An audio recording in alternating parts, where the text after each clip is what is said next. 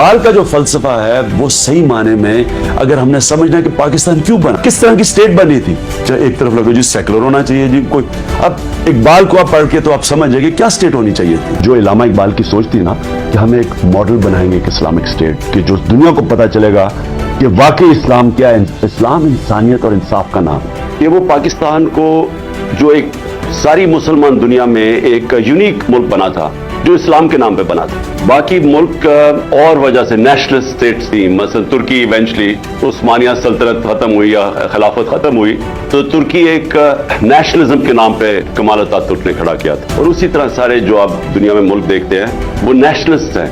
ہمارا ملک بنا تھا اسلام کے نام پہ, ایک آئیڈیالوجی کے نام پہ, اور دنیا میں صرف 2 ملک بنے ہوئے ہیں آئیڈیالوجی کے نام میں جس میں پاکستان ایک ہے. اور اس کی بڑی اسپیسیفک آبجیکٹو ریزولوشن میں اس کا ڈیفائن کیا گیا ہے کہ ہمارے فاؤنڈنگ فادرز نے کہ پاکستان کا روڈ میپ کیا ہے, اور وہ انہوں نے ڈیفائن کیا تھا اسلامی فلاحی ریاست. اگر آپ اس کی بھی ڈیپتھ میں چلے جائیں تو وہ اس کو مدینہ کی ریاست, اس کے اوپر وہ دنیا کی پہلی فلاحی ریاست بنی تھی. تو ہم نے جو فاؤنڈنگ پرنسپلز تھے اس کے اوپر بیس کرنا تھا پاکستان. علامہ اقبال یہ کہتے تھے کہ جو مسلمان معاشرہ تھا وہ جب بھی اٹھا ہے تو وہ ان اصولوں کی طرف گیا جو مدینہ کی ریاست کے اصول تھے.